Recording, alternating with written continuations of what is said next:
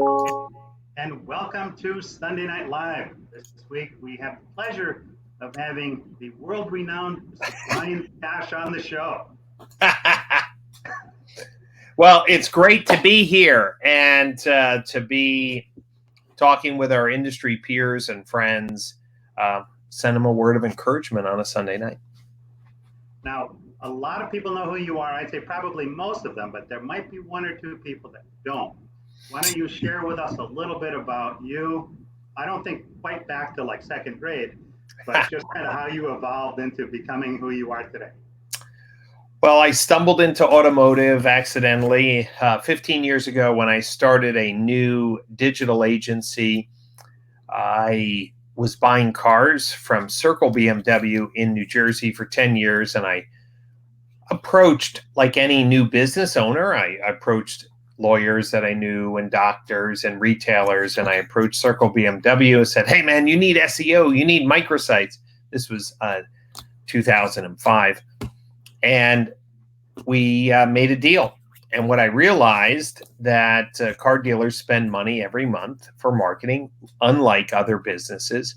So I really enjoyed working with car dealers. Now, 15 years later, 9 books later on digital marketing. I love helping dealers. I love our industry. And it's been fun being able to focus on digital marketing for 15 years. I have one of your books. It's a manual that's about this thick. It's a white cover. Okay. Yes. Over the years, I've responded to what I felt was industry needs. Writing books is kind of a thankless job, especially in automotive, because there's a limited number of people who buy them and will use them. But I do feel that I've been dedicated to training the next generation of automotive professionals. And over the years, I've been blessed to receive emails or phone calls or letters of people who said, hey, I've been following you. I've been reading your stuff. It's been helpful. So it's been a blessing. And I continue. I have a new book coming out next month. And you do, you have an award, an annual award also, right? That's right. So what I found is that there's so many, companies out there advertising that they're the best. And so what I want to do is recognize the best of the best by putting together a review process. So it's peer reviewed. We do it each year. We announce the awards at NADA. It's called the AWA Awards. We review about 60 products, and not all of them receive awards, but we do produce a 300-page detailed review of these products. Dealers get a free copy of that report. So we just feel like we're the Consumer Reports for automotive marketing software. And I love the report because it is extremely thorough. I mean, it seems like you don't leave any stone unturned in coming up with the data. Yeah, we wanted to try to have almost like a Cliff Notes for each product. So a general manager who was trying to, evaluate different products on the market could always go to the AWAs to understand what we believe the software does. And, we don't say this is the best CRM or this is the best website.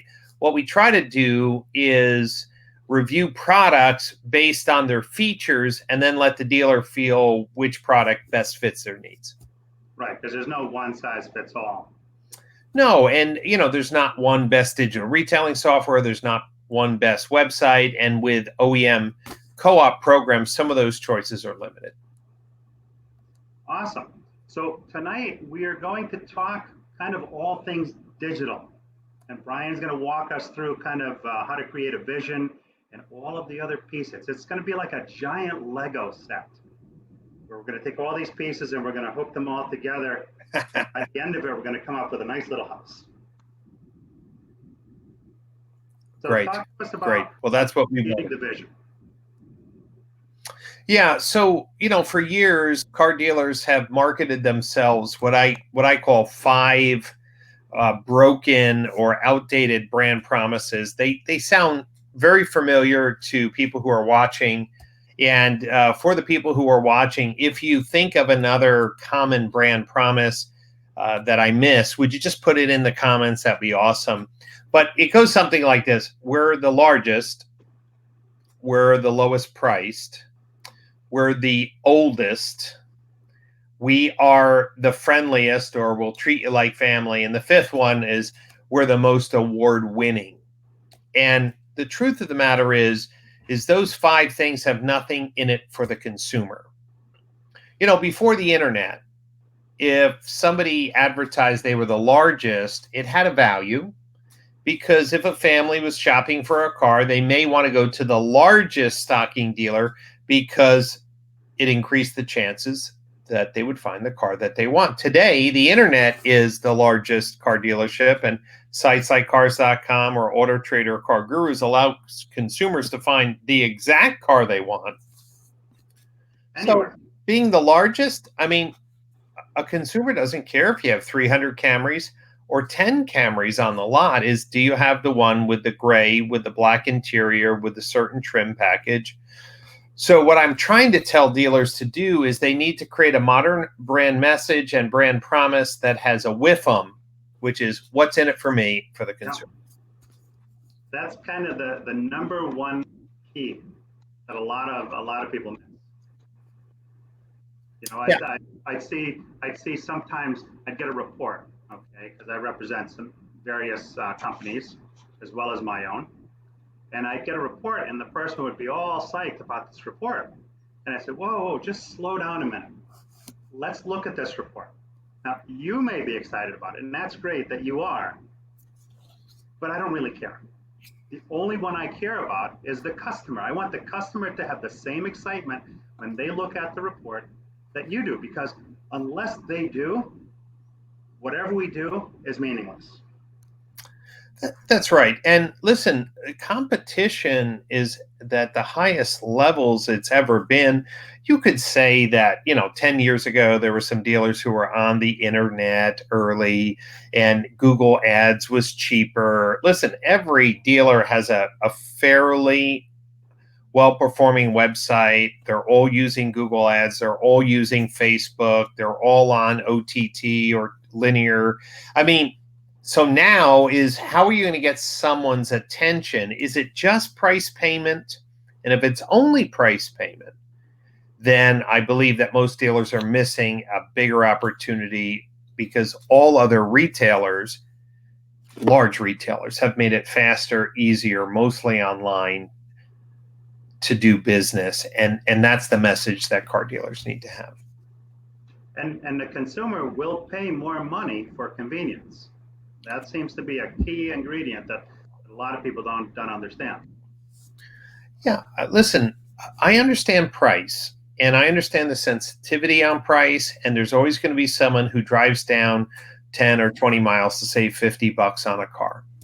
But the truth of the matter is that the reason why Starbucks exists is not because it's the cheapest cup of coffee, it's the most expensive cup of coffee. Why? Because the quality is high, it's a mobile experience, you can get in and out quickly, and you can get something the way you want it. And the margins on coffee are higher than liquor, meaning people who have a bar say, man, we make a lot of money on the liquor, of course, because it pays for the liquor license and the overhead. But the margin on coffee is even higher. So it's about the experience and the perceived value. I never knew that about the margins on coffee, because right now the restaurants are struggling because a lot of them, the bars can't be open, and with 25 or 50% capacity, depending on where they are, it's still not going to cut it. I think 30,000 restaurants went out of business so far, and according to NRA, another 110,000 are projected to go out. But so maybe the trick is to start a coffee business. Now we got a couple of comments. Well, here's the. Hold on a second. We have. Go ahead. Let's hear them. Joe Tureen says, hello, gentlemen. Kenneth Dunner, Sir Paul and Sir Brian have a scrumptiously delicious, edibly tasty, good personalities.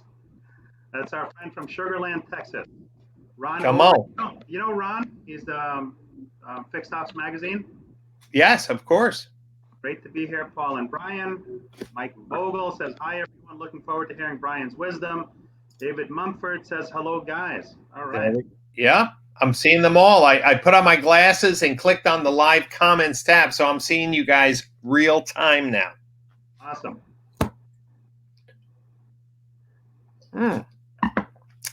So let's pivot now, Paul. Let's go to the next step. Let's just say a dealer says, "Hey, Brian, we've been saying we're the oldest, or we're the cheapest, or we're the the largest, or the most award-winning. What should we talk about?"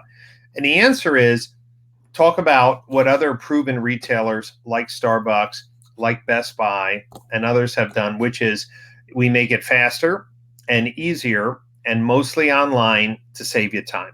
If you think about that, Starbucks has the mobile app. If you don't want to wait in line, and even the line isn't that long, you can pick up your thing. If you want to buy a TV, you can order it and drive up, and Best Buy will bring it to the curb.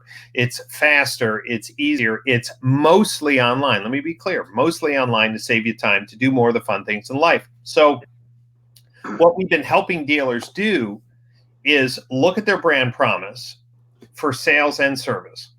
And so things like fast lane, fast pass, fast track are terms we've been promoting within the industry because they can apply to sales and service. What I don't like is brand promises that just have to do with buying a car. So, for example, someone says, "Oh, we have the buy it now," and I'm like, "Okay, but what about service?" "Oh no, that has nothing to do with it." But remember, fast lane could be something like this: the fastest and easiest way to buy your car, and fast lane, the fastest and easiest way to maintain your car. You see, fast lane isn't just for sales; it's for sales and service. Fast Pass, the fastest and easiest way to buy your next car. Fast Pass, save time. We make it easy to service your car. We just come into the Fast Pass lane. Okay, so I think what dealers have done is put digital retailing tools on their website. They forgot that they have to educate consumers that they have actually made it easier. And this is where the brand promise and the brand message come in. You know, it's interesting that you mentioned that because I talk to a lot of dealers that it seems everybody today has an online scheduling tool, right? Wonderful, Yeah. wonderful. Yeah.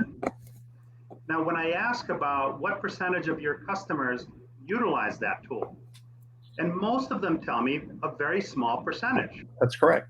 So my automatic question is, well, how are you promoting that? I'm like, what do you mean? Well, is it in every communication that you send out? You know, is it consistent? Or on your Facebook page, is there a consistent message that shows how it's done? Do you ever send out a video to your database on, hey, listen, we've gone to this system to make it easier and faster for you. Here are the 3 easy steps for you to follow in order to utilize that. And most of them, no. So to your point exactly, they have the tool, but the implementation of that tool isn't followed up upon. Yeah, and sadly, obviously Xtime is one of the largest or more popular schedulers. It's an iframed application on the dealer's website, so we lose all marketing attribution, which is a fail. But think about it. When a customer needs to get their oil changed or their scheduled service, do they really want to fill out that crazy Xtime form? The answer is no. They really want to make it easier. And here's what we're finding.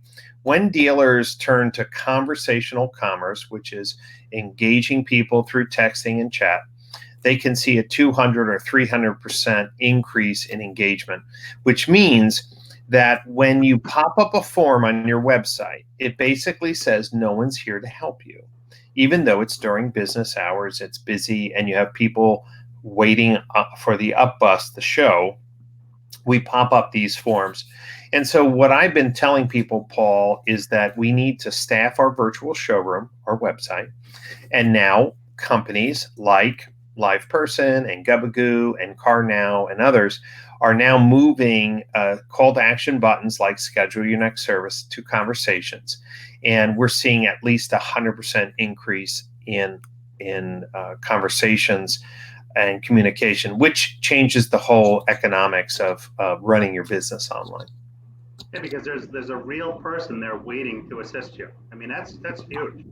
Yeah, think about it, Paul. If somebody walks in, and this is like a duh statement, but think about this. I walk into a showroom anywhere in the United States, and they are staffed to help me. Yet I go on the website, which we've been calling the virtual showroom for years, and I have a simple question like, is this car in stock still? Check availability. What is the selling price of this car? We pop up a form and say, no one's here to help you, and we'll get back to you at some time in the future.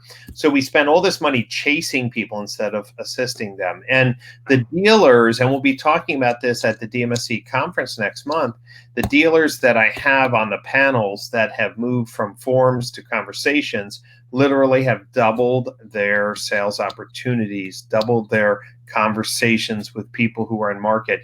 And when you think about that, holy cow, I mean, it lowers your labor costs to pursue leads because you're only pursuing a lead because you put an artificial roadblock in front of a consumer that said, we can't help you. But you have people all day who would help someone if they walked in. So it's just a change in philosophy, a change in thinking. Yeah, no, that makes a huge difference. You know, when I was running internet departments, I would get, I'm a light sleeper, but a good sleeper at the same time. I would get my phone would ding.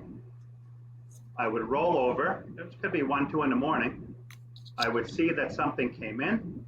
I would have a prefab response already in my responses. All I'd have to do is put in the name, a couple of personal identifiable things, which took me a second to do, and bam, I hit send. And the number of people that would come back, it's like, you guys are open? Like, yep. It's internet, we're always open. And well, after I'm done, I go put my head on the pillow, go to sleep, and that was that. Yeah, think about it. Most dealers on their website have schedule a test drive as a button. It's the stupidest thing. There is no bad time for a test drive. Yet we pop up a form that says, give me your first name, last name, email, phone number. Many of the forms don't even have a date and time. And they say someone will get back to you. When you turn that CTA button directly to a chat and it starts like this. Hey, I'm Brian. I'm here to help you schedule your test drive. When do you want to come in? Okay, I want to come in Thursday. Perfect. What time do you want to come in?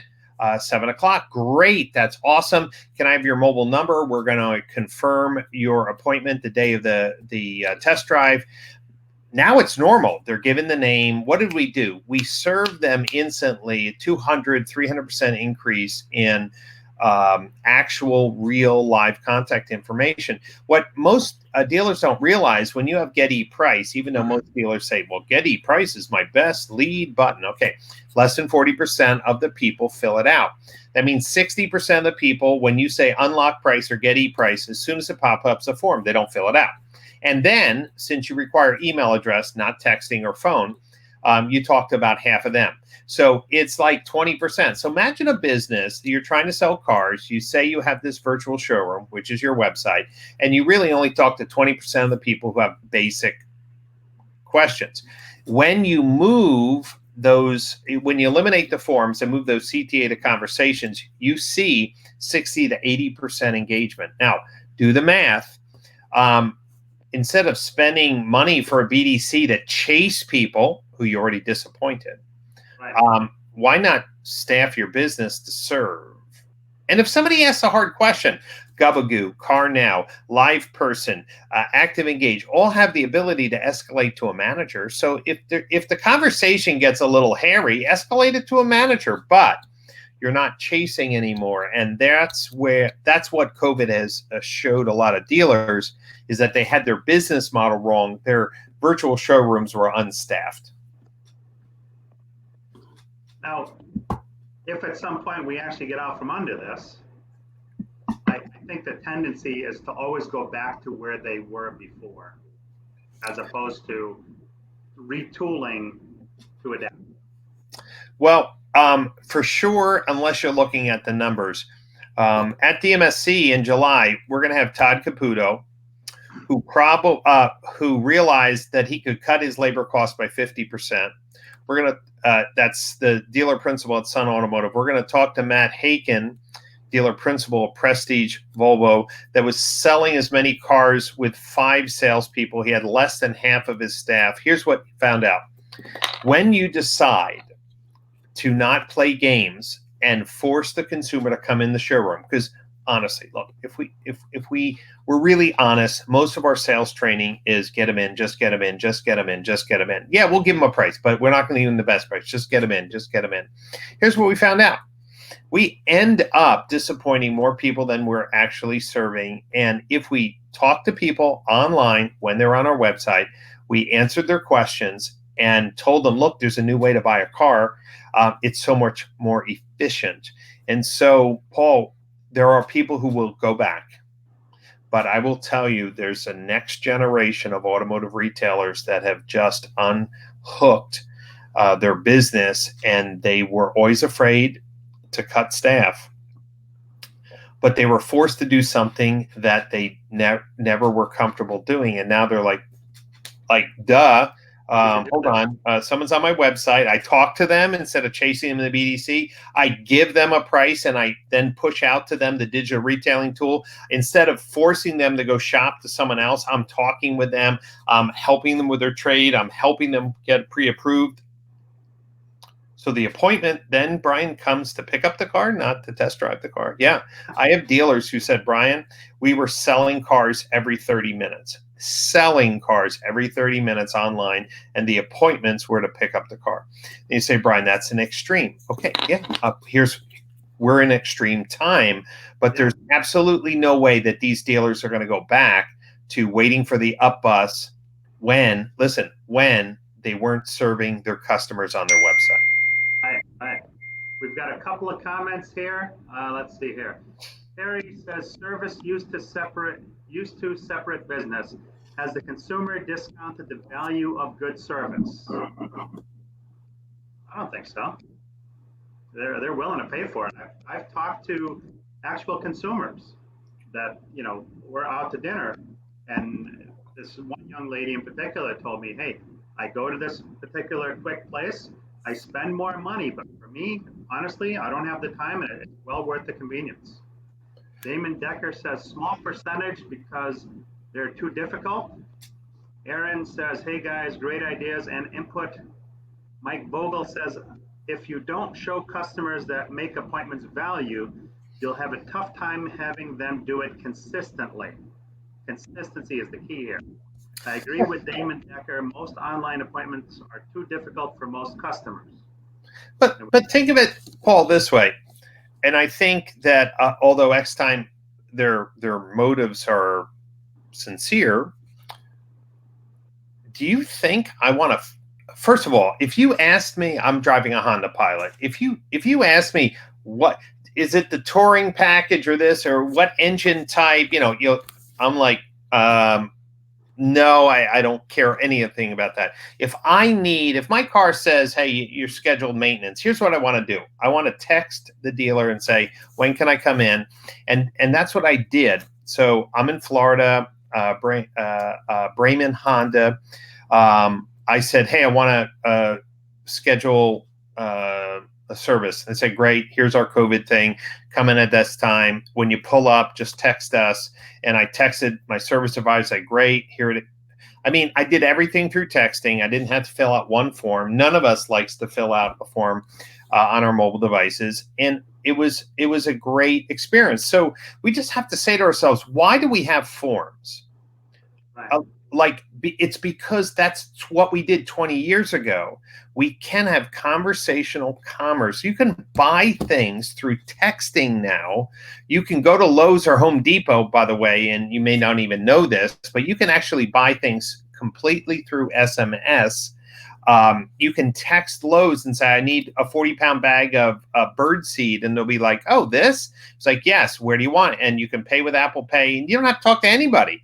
So we need to realize that conversational commerce can actually double our service appointments, double our conversations with consumers who want to buy a car. We just have to get off the form drug. And you know what? It's interesting too, because this is what the consumer wants. This is what the consumer has wanted even before, right? We're just kind of forced into this situation now that they've been asking for a lot of years. And your point, yeah, if I can get a person to respond to me immediately, you know, they say loyalty is dead in our business. I don't think so. I think we've tried to kill it. Well, listen, I understand map pricing. And by the way, Kenneth asked the question, what am I drinking in the glass of wine? So I'm going to tell you, Kenneth, two things. These are the brand new Rona wine glasses. Rona. They're, I think, a Slovakian company, Rona, R-O-N-A. I just got them in. And it is a 2013 Brunello di Montalcino from Poderi del Brizio. They also have a bed and breakfast, which I've stayed at. So am I a crazy wine guy? The answer is yes. Now, let's say something to Paul about loyalty. When we make it eat, why do people go to Starbucks, even though it's the most expensive coffee in the world? Because it's consistent and it's convenient. And loyalty is about making it faster, easier, and mostly online in all business. Why do we shop at Amazon? Because literally in like 15 seconds, we can buy something. Like 15 seconds. Like, oh, I need dental floss. It's like, okay, here's a 6-pack of dental floss. And like 15 seconds later, you ordered it, and tomorrow you have 6 packs of dental floss. It's like mind-blowing, right? Yeah. But think about this. When consumers want to buy a car, they just have some basic questions. And like, I understand map pricing, and I just want to be very clear about this. Brian, we can't show our low price. We're one price, but we can't show our price because of map guidelines. I'm like, great, here's the solution. You can have a button that says unlock price instead of going to a form. And I've done this for Subaru and Toyota now and Mercedes. Here's what the unlock price, because right, Mercedes, you only can advertise MSRP. Most Mercedes-Benz dealers are like, their brain is broken.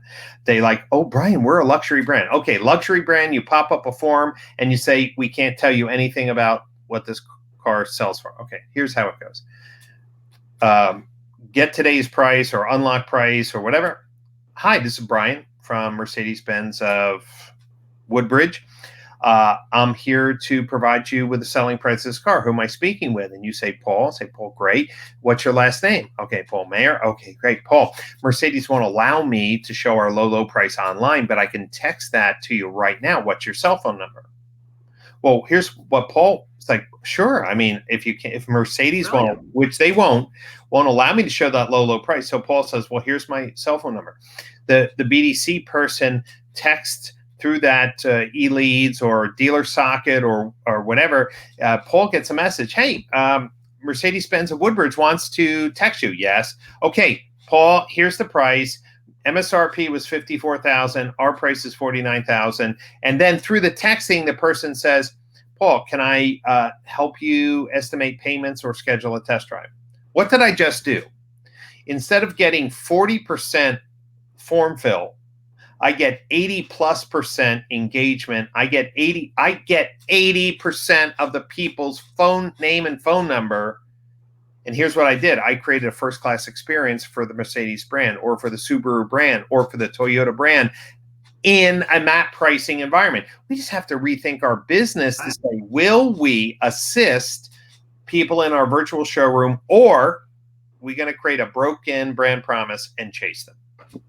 And they're willing to give you the information because it's relevant right then. It's right now. Listen, Subaru has map pricing, Toyota has map pricing, Mercedes-Benz has map pricing, right? Just say Mercedes will not allow you to show the competitive market price without two-way communication. Well, chat, by the way, chat qualifies, not a lead form. So by saying Mercedes won't allow us to show our low price online, but I can text you that information. What's your mobile number? Pause, silence. Guess what happens? 8 out of 10 people say, here's my mobile number. And you say, great, I'm sending to you right now. And what you've done is started a conversation. You didn't chase them. You didn't disappoint them. You're saying, yes, we're here to help you. And guess what? They like you right off the bat. But well, it's just it. Listen, at DMSC, I'm going to be bringing dealers who have embraced conversational commerce. I have dealers now who have formless websites. There's not a form on their website. If you click one of the buttons, it either goes into the digital retailing tool or it's a conversation. Okay. You know what happens? Yeah. Do they have to change their staffing model? Yes. But they have like 3 people sitting around with their, finger up their nose waiting for the up bus. Why shouldn't they be talking to people who are on their website with a basic question? Oh, Brian, that would require us to think differently. He's like, yeah, but do you want to sell more cars? Yes. Do you want to do it at a lower cost? Yes. Do you want your staff to be happier? Yes. Do you want to stop BDC turnover by forcing people to chase people instead of serving them? Yes. Okay. Then embrace conversational commerce and get rid of these stupid lead forms. Now, what hours do you typically set that up? Do you cover most of the day? Normal business hours. If you go to Wilsonville Subaru, Wilsonville Toyota, you will see it says get Noble Price * now during normal business hours, or email me the Noble Price. It's only 2 choices. On their VDPs, they only have 2 choices. Get the Noble Price right now during normal business hours, and their BDC handles that, or email me the Noble Price. Now, the people who don't want to talk to anybody right now will click on the email Noble Price, and guess what? Their email leads has never gone down. What they were missing is all the people who clicked on that button in the past, which there was only one choice. It said get Noble Price, and a form popped up. So when you hear Paul Schnell, when you hear Jason Monahan, when you talk to Matt Greenblatt, Matt Greenblatt listened to my podcast on simplifying his web. He has 1 CTA. Matt Black Key has 1 CTA. 1. His digital retailing completed applications went up 900%. That's crazy. Why?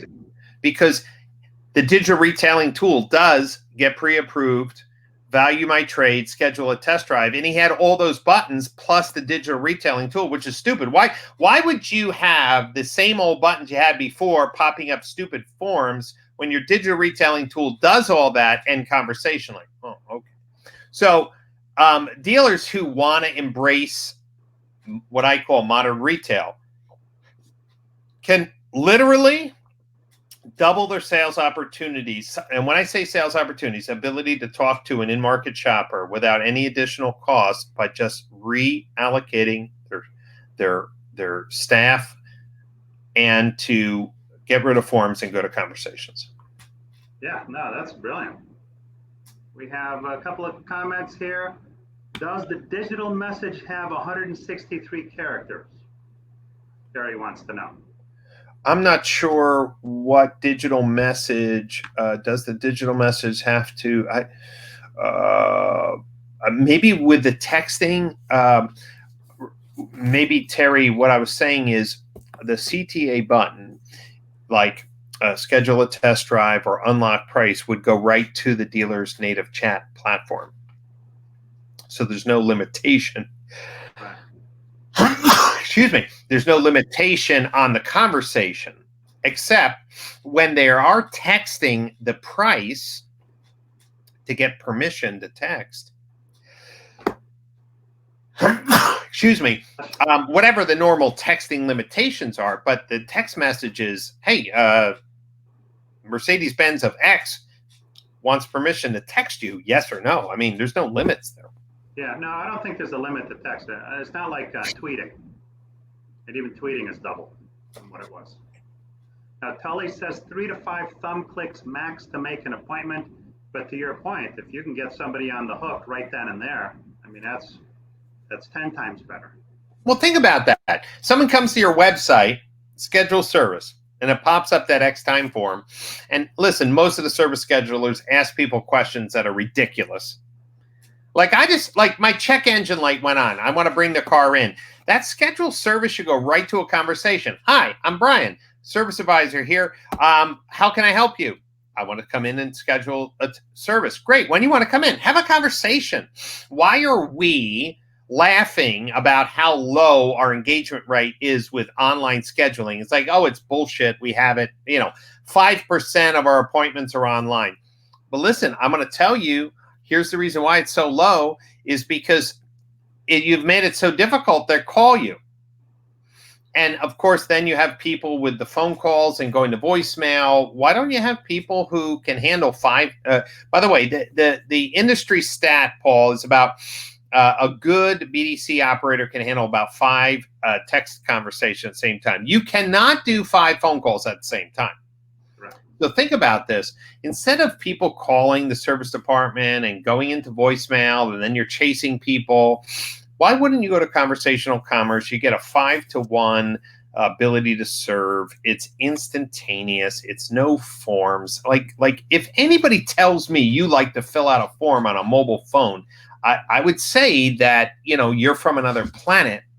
And let alone that you think that the average person knows their engine size and how many, I don't know how many miles are on any of my cars. I don't care about those things.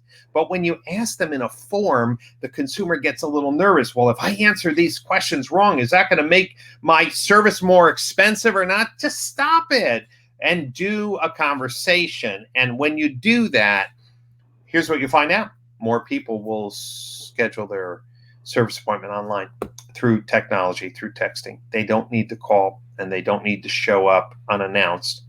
It's just that we're using technology that's 20 years old, and a form says to a consumer, no one at the dealership is here right now to help you, which is a lie. During normal business hours, there's tons of people that can help.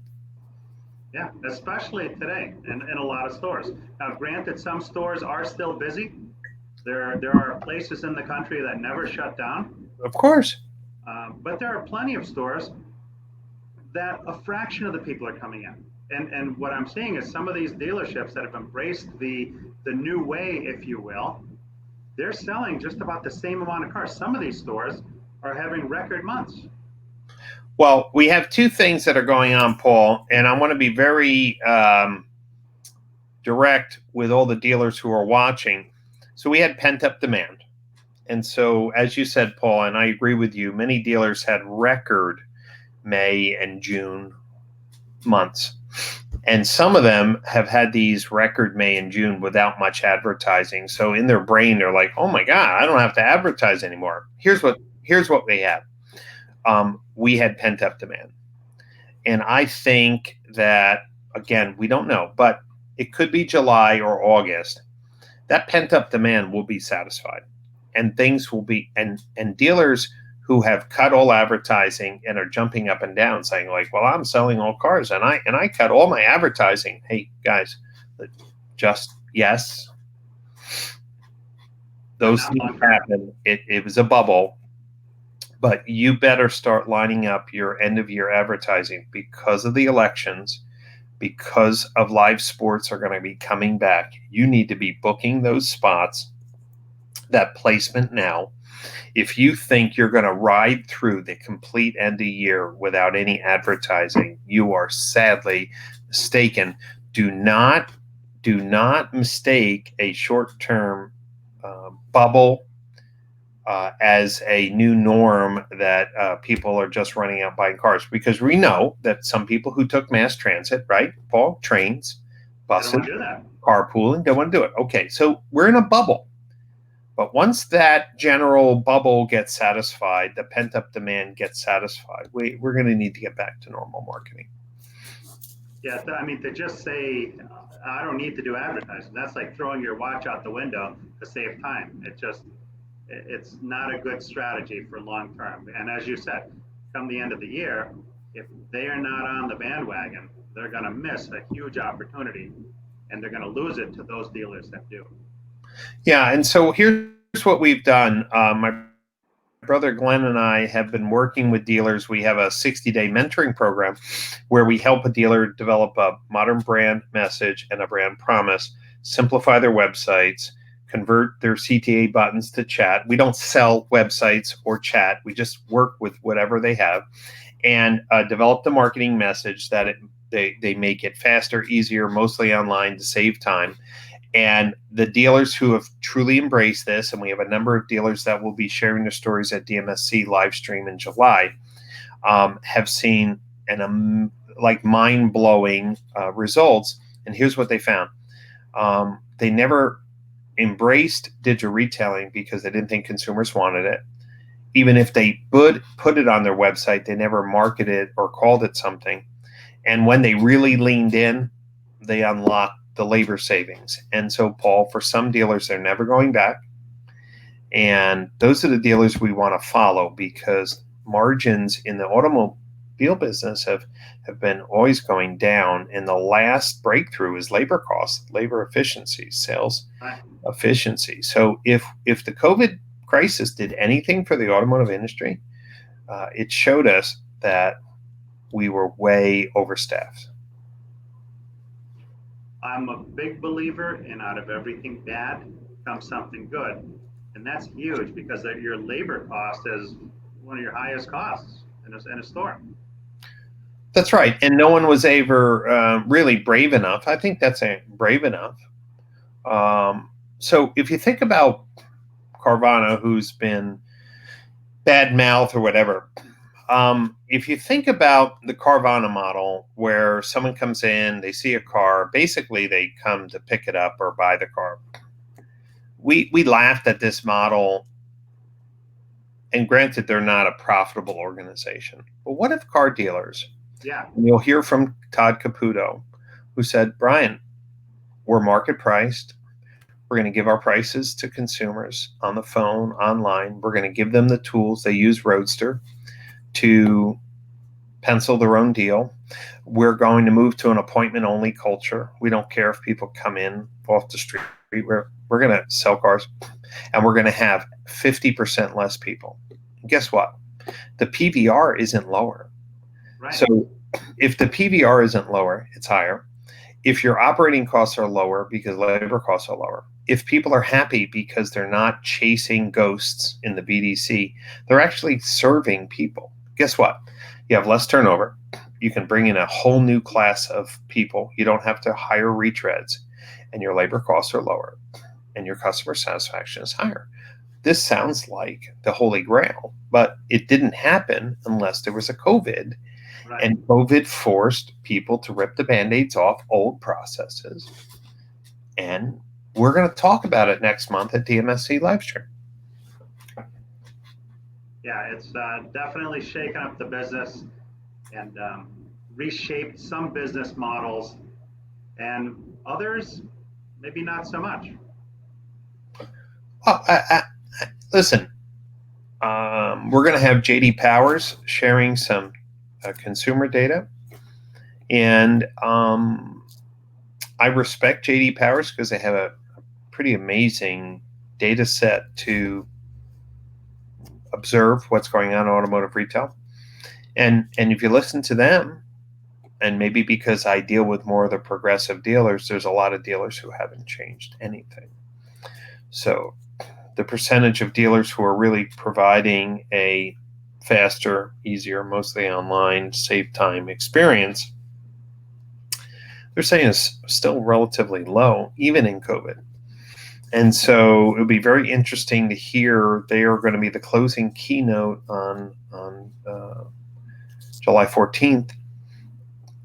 And very interesting to hear what they have to say, because we may be fooling ourselves. I talk to dealers all the time who call me up and say, Brian, thank you for your advice, or thank you for helping me create a brand promise, and thank you for simplifying my website, and we're just having record sales. But there could be a lot of people who are just doing the same old get them in, and not, popping up the forms, and everything is a form, and it's all about leads, and it's about chasing. Yeah, I see it. I just don't think that's sustainable. Got a couple of comments. Aaron says it makes sense for the Amazon type of shopping. Absolutely. Kenneth says, Paul, I need to have Brian as a new connection. He is such a highly qualified, magnificent gentleman. Wow, I don't think it gets any. No, a magnificent is, well, how often do we use the word magnificent in the conversation? Thank you. Thank you. Smith says, hello. Mike Vogel says, love the idea of a chat service scheduler. And Tully follows that up with, love that too. Yeah, no, I love the whole change the game through the conversation. And listen, whether you have Gubagoo or CarNow or Live Person or Active Engage or CarChat 24, all five of those companies can be triggered when a CTA button is clicked. Instead of popping up a form, go to a conversation. Now, there's different elegance in how each company does it. The ideal scenario and dealer-inspired conversations would be the sixth. And not everyone is doing what I want them to do. So let me just be clear. The ideal is whatever is the text on the button, that should be pushed to the chat operator. So if somebody clicks on schedule test drive, or if somebody clicks on unlock price, the chat operator should see you have a chat conversation for schedule test drive or schedule service or unlock price. So they can start the chat with the right context. Right. Hi, this is Brian. I'm here to schedule your test drive. Or, hi, this is Brian. I'm here to help you schedule your next service. For some reason, people's brains are broken at these chat companies, and they will trigger CTA to chat. But a lot of times the first response is, how can I help you? Right. And I'm like, that's a fail. The button said something. I mean, like at least. And by the way, it's not a technology problem. The label on a button is a text field that could be passed to the chat platform. So we're going to be talking about that a little bit. But I think that by the end of this year, most of the chat platforms will be able to ingest the text label on a button and then trigger a workflow that would be relevant to the conversation. What percentage of dealers do you think will actually adapt to this? And how long do you think we're looking at before that percentage does? It's hard to know, Paul. It's a good question. I think I deal with more of the advanced dealers because of all my writings and books, and people who want the best normally ask questions. They're not all customers, by the way. There's only so many dealers I can help. I think it's relatively small. I would say less than 10% of the dealers in the country are embracing conversational commerce, but a lot of it is because the rest of the dealers don't know what they can get. I don't think most dealers understand that when someone clicks check availability, less than 40% fill it out, or get e-price less than 40, or unlock price less than 40% fill out that form. I don't think they know that. And if they knew that, I think they'd be angry. And when I could literally line up 20 profitable dealerships without even thinking, who have replaced forms with conversations and will tell you they've doubled their sales opportunities. Meaning talking to a consumer, not chasing them in the BDC and no one's ever responding, meaning talking to consumers who are on their website. Double. And when other dealers hear that, here's what I get. Oh, I'd have to change my staffing model in BDC. I'm like, yes. Okay. And others are like, Brian, I will do whatever I can. If you're telling me with my existing marketing, with my existing website traffic, I can talk to twice as many people in service and sales by just redirecting some of the labor I have in my show right now that are waiting for the up bus to be able to talk with customers when they're on our website, I'll do it all day long. And those people are winning. There will always be the people that find the reason to say no, just for the sake of saying no. Because, you look at Brian Benstock, for instance, okay, with his drop off and pickup. Now, he quote unquote spends $60 per car, but I think he picks up 300. Too many people focus on the 60 and lose sight of that 300. And this, for less than for 10% or less of the dealers to embrace that, when listen, our goal is to talk to the customer. That's our ultimate goal. Right. And you're right, all these roadblocks, let me put all these hoops in front of you to see. And if you can jump through all of them, then maybe I'll talk to you. Well, and listen, the truth of the matter is, if we're really honest, much hasn't changed. Those old Badger commercials, get them in. Listen, every BDC sales trainer that I heard is about the appointment culture. This is drive for the appointment. Answer as little as possible to get them to commit to appointment. And I understand that's because what dealers ask them to do. But here's what I want people to think about. What if the appointment culture wasn't to come in to test drive? What if it was to pick up their car? What do you mean, Brian? What if instead of chasing them, we served them? What if when they were on our website and they found the car, we started talking to them immediately? We didn't have to chase, and that we could show our value and our concern. We could do virtual walkarounds. We could pencil the deal with them and convince them that this was the car for them and show them their payment. And now the appointment culture is, well, the car's going to be waiting for you, and come and pick it up. I have customers who are moving in that model, meaning, Brian, when we start talking to people on our website, instead of chasing them, we can use our digital retailing tools to push out real payments, customized payments, believable payments, payments that we will write and that will get approved by the banks. And we're selling cars online more than ever. And that's only because they decide to assist, not chase. And so will more dealers, will more OEMs?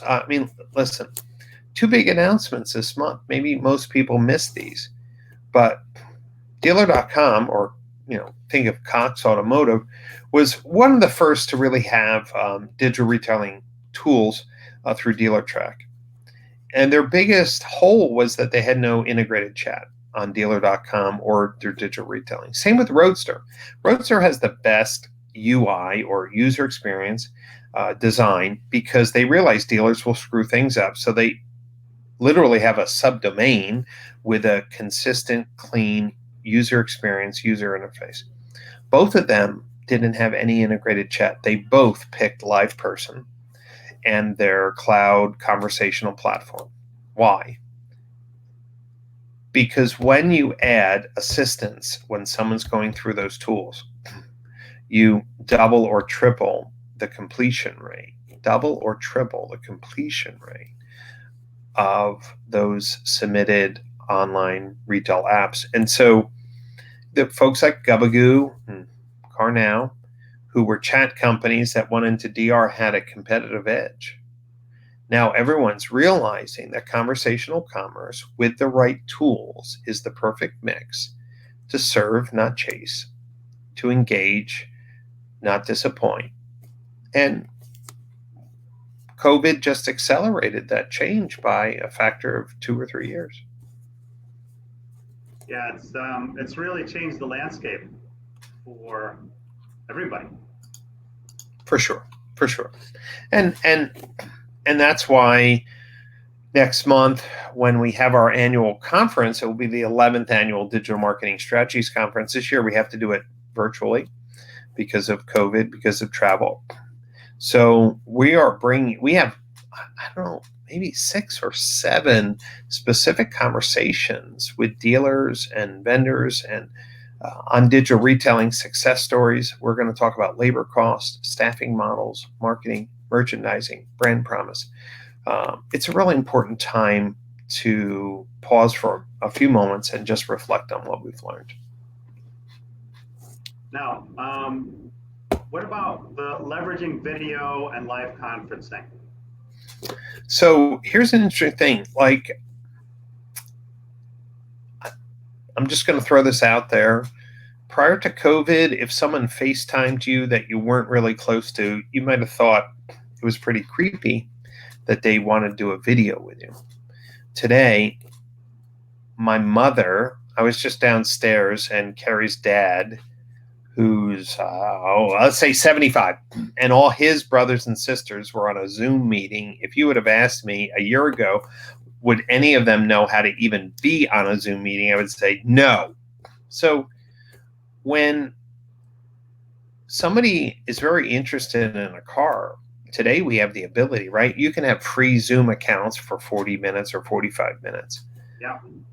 I'm encouraging dealers, when they get a lead from cars.com or Car Gurus or Auto Trader, the auto response says, look, thanks for your interest in the car. I'm sure you have lots of different questions. Probably the easiest way is jump on a Zoom meeting. Here's my Zoom link. Yeah, proactively. Boom. It would have, I mean, why jerk around with the email? Like, let's just get on a quick Zoom meeting. Now, before COVID, that would have been creepy. Now, it's just the norm. So people are doing, I don't know if you saw the announcement this week, but DriveCentric just announced what they call rooms. They have embedded video conferencing. Somebody submits a lead, you can send out a link and say, join me in the room. You want to do a walk around, not a third-party tool now. This is built into the CRM. You want to do a virtual walk around, you want to talk like this. Here's what we're finding. Digital retailing gets a little difficult at the F&I step, especially if someone has poor credit. But guess what? Zoom meetings fix that problem. So I think that what you're going to see now, DriveCentric was the first CRM really to announce a true integrated video conferencing in the CRM, not a third-party tool. I think we're going to see more success stories that you're going to find that digital retailing tools start the conversation, conversational commerce. You're not chasing people, you're serving them. And then as the conversation gets a little hotter, meaning the consumer really wants to buy, then Paul, you would be the F&I manager. You would say, listen, we'd like to complete all our financing. Let's do it face-to-face. You would send me a link, and just like we're here right now, you would show me the menu. You would share your screen and go over the menu options of good, better, best for warranty and good, better, best for this. And it's going to feel normal. It doesn't sound normal right now, but I think it's going to be normal. I think everybody has just gotten into using that platform, or others like it. Yeah. That it now is the time. It's a perfect natural progression to do that. For sure. It is still funny. The live streaming platform that you use is the same one that I use, and Friday I did a live stream, and of course I tell all my guests, please get to a place that has good Wi-Fi. And one of my guests' dealerships Wi-Fi is so slow. It was so bad that he had to try to do it on his phone, and of course doing it off his phone was equally as bad. Okay. Aside from those cases, most people have pretty decent, internet connections. And so just like we're talking right now, why wouldn't a dealer offer that? I mean, every salesperson can have a free Zoom account and talk up to 40 minutes. Yeah. Why wouldn't you staff the BDC in your initial lead response? Hey, I see you're interested in this car. I'm sure you have lots of questions. The fastest and easiest way for us to have a face-to-face conversation, here's my Zoom link. Doctors do it now. Of course. Telemedicine, they call that, I think. Well, this has been awesome, Brian. I appreciate you being on the show, sharing a lot of great insights, kind of unlocked a couple of things in my head. We're all headed in a certain direction, but you always pick up nuggets here and there, and I picked up some great nuggets from you tonight, and I really, really appreciate that.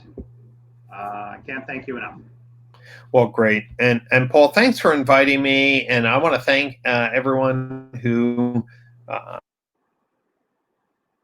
shared some questions and comments. And I really wish everyone the best of success. And for dealers and vendors who really want to hear from the leaders in what I say modern retail, check out the DMSC conference in July. So if you go to digitalmarketingstrategies.org, you can see the whole agenda, and hope to see you online. Comments, Brian? What's that? Sure, I can do that. Sure. I will do that for sure. And yeah, I'll put that in there, and that would be awesome. So, hey, Paul, thanks so much for just allowing us to have this conversation today. Thank you, Brian. I appreciate it. And all right, everybody watching, thank you very much. I'll see you next week on Sunday Night Live. Take care.